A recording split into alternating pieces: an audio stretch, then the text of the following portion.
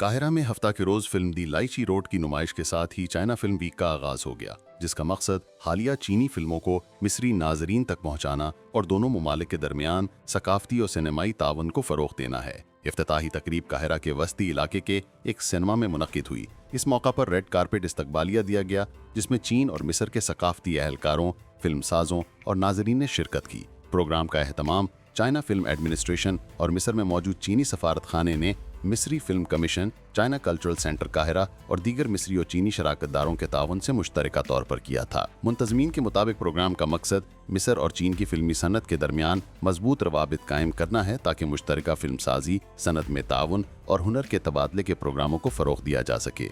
China film administration के deputy director Mao you ने इफ्तिताही film से कबल स्टेज पर पेशकश के दौरान कहा कि हम दोनों ममालिक की फिल्मी सनतों को ताउन मजबूत करने, मुश्तरका फिल्मों की तैयारी में हिस्सा लेने और फिल्मी नुमाइशों के तबादले की हौसला अफजाई करते हैं। उन्होंने कहा कि वो मजीद मिस्री फिल्मों की चीन में नुमाइश का खैर मकदम करते हैं। उन्होंने जोर दिया कि चीन की फिल्म मार्केट दुनिया भर के फिल्म साजों के लिए खुली है। उन्होंने बताया कि चीन इस वक्त तकरीबन 1000 फिल्में सालाना तैयार करता है, जबकि 15,000 से जायद सिनेमा हॉलों में 90,000 से जायद स्क्रीनें मौजूद हैं। चीन की सालाना बॉक्स ऑफिस आमदनी 9 अरब अमरीकी डॉलर तक पहुंच चुकी है, जिसे इसे दुनिया की दूसरी सबसे बड़ी फिल्म मार्केट बनाती है। मिस्री फिल्म मरकज के सरबरा अहमद साले ने कहा कि चाइना फिल्म वीक महज एक सिनेमा का इवेंट नहीं है, बल्कि ये मिस्र और चीन के गहरे सकाफती ताल्लुकात की तौसीह है और तारीख, फनून और इंसानी बसीरत से भरपूर मुआशरे को दरियाफ्त करने का एक हकीकी मौका है। अहमद साले ने मजीद कहा कि हम मिस्र और चीन के दरमियान सिनेमा के शोबे में ताउन को मजबूत बनाने के लिए महारत के तबादले और सिनेमा के तमाम शोबों में मुश्तरका मुआहिदों पर जोर देते हैं,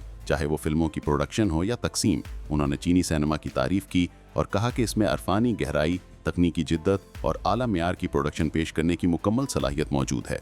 उन्होंने मजीद कहा कि मैं उम्मीद करता हूं कि यह हफ्ता मिस्री नाजरीन के लिए एक भरपूर तजुर्बा फराहम करेगा और हम दोनों ममालिक के दरमियान वसी तर सकाफती ताउन की तरफ एक नया कदम साबित होगा। रवां बरस की फिल्मों का इंतखाब आलमी सतह पर फिल्मी मैदान में चीन की बढ़ती हुई मौजूदगी और दोनों ममालिक के दरमियान गहरे सकाफती तबादलों की अक्कासी करता है। दी लाइची रोड के साथ जो दूसरी फिल्में पेश की जा रही हैं, इनमें I am what I am 2, the shadow's edge, dead to rights, the sinking of the Lisbon मार्बो और पांडा प्लांट शामिल हैं। फिल्म दी लाइची रोड, जो इस मौसम में गर्मा में रिलीज हुई, तांग खानदान के एक सरकारी अहलकार की कहानी बयान करती है, जिसे ऐसा मिशन सौंपा जाता है जिसे मुकम्मल करना तकरीबन नामुमकिन है।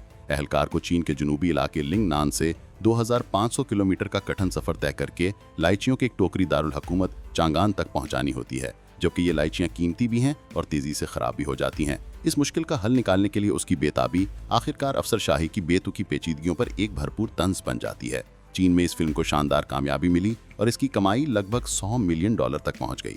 फिल्म के डायरेक्टर और मरकजी अदाकार दा पेंग ने इफ्तिताही तकरीब के दौरान शिनहुआ से गुफ्तगू में चीन और मिस्र के दरमियान फिल्मी ताउन के हवाले से भरपूर उम्मीद का इजहार किया।